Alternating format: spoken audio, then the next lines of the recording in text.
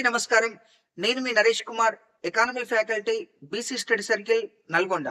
ఈరోజు మనం ఇండియన్ ఎకానమీకి సంబంధించి ముఖ్యంగా పారిశ్రామిక రంగంకి సంబంధించి ముఖ్యమైనటువంటి అంశాన్ని తెలుసుకునేటటువంటి ప్రయత్నం చేద్దాం. భారతదేశానికి స్వాతంత్రం వచ్చిన తర్వాత పారిశ్రామిక రంగాన్ని అభివృద్ధి చేయడానికి, పరిశ్రమలను స్థాపించడానికి, ఉత్పత్తి ఉపాధి అవకాశాలను పెంచడానికి భారత ప్రభుత్వం స్వాతంత్రానంతరం 4 పారిశ్రామిక విధాన తీర్మానాలను ప్రకటించింది. 4 పారిశ్రామిక విధాన తీర్మానాలలో మొదటి పారిశ్రామిక విధాన తీర్మానం 1948 ఏప్రిల్ 6న ప్రకటించింది. 1956 ఏప్రిల్ 30వ తేదీన రెండవ పారిశ్రామిక విధాన తీర్మానాన్ని ప్రకటించింది. 1977 డిసెంబర్ 23న మూడవ పారిశ్రామిక విధాన తీర్మానాన్ని ప్రకటించింది. 1991 జూలై 24న నాలుగో పారిశ్రామిక విధాన తీర్మానాన్ని ప్రకటించింది. ఇలా భారత ప్రభుత్వం స్వాతంత్రానంతరం 4 పారిశ్రామిక విధాన తీర్మానాలను విజయవంతంగా ప్రకటించింది.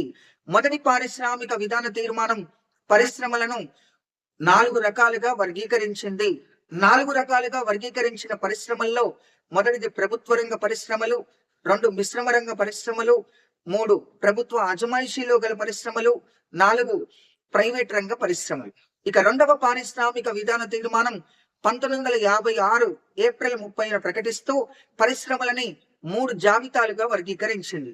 జాబితా ఏ ప్రభుత్వ రంగ పరిశ్రమలు, జాబితా బి మిశ్రమ రంగ పరిశ్రమలు, జాబితా సి ప్రైవేట్ రంగ పరిశ్రమలు. ఇక మూడవ పారిశ్రామిక విధాన తీర్మానం 1977 డిసెంబర్ 23వ తేదీన ప్రకటిస్తూ పరిశ్రమలని 3 రకాలుగా వర్గీకరించారు. 1 కుటీర పరిశ్రమలు, 2 సూక్ష్మ పరిశ్రమలు, 3 చిన్న తరహా పరిశ్రమలు. ఇక 4వ పారిశ్రామిక విధాన తీర్మానం 1991 జూలై 24న ప్రకటించారు. నాటి ప్రధానమంత్రి పివి నరసింహారావు, నాటి ఆర్థిక మంత్రి మన్మోహన్ సింగ్. ముఖ్యంగా భారతదేశ ఆర్థిక వ్యవస్థలో విప్లవాత్మకమైనటువంటి మార్పులను తీసుకొచ్చినటువంటి తీర్మానం 4వ పారిశ్రామిక విధాన తీర్మానం. 4వ పారిశ్రామిక విధాన తీర్మానం భారతదేశంలో ప్రైవేట్ రంగానికి అధిక ప్రాధాన్యత ఇస్తూ, ముఖ్యంగా ఎల్పిజి నమూనాను అమలు చేస్తూ లిబరలైజేషన్, ప్రైవేటైజేషన్, గ్లోబలైజేషన్, ఎల్పిజి నమూనాకు ప్రాధాన్యత ఇస్తూ భారతదేశ ఆర్థిక వ్యవస్థలో ప్రైవేట్ రంగానికి అధిక ప్రాధాన్యత ఇస్తూ, ప్రైవేటు పెట్టుబడులకు అధిక ప్రాధాన్యత ఇస్తూ, విదేశీ రంగాన్ని ప్రోత్సహిస్తూ, విదేశీ పెట్టుబడులను ప్రోత్సహిస్తూ భారతదేశ ఆర్థిక వ్యవస్థలో విప్లవాత్మకమైనటువంటి మార్పులను తీసుకురావటం జరిగింది.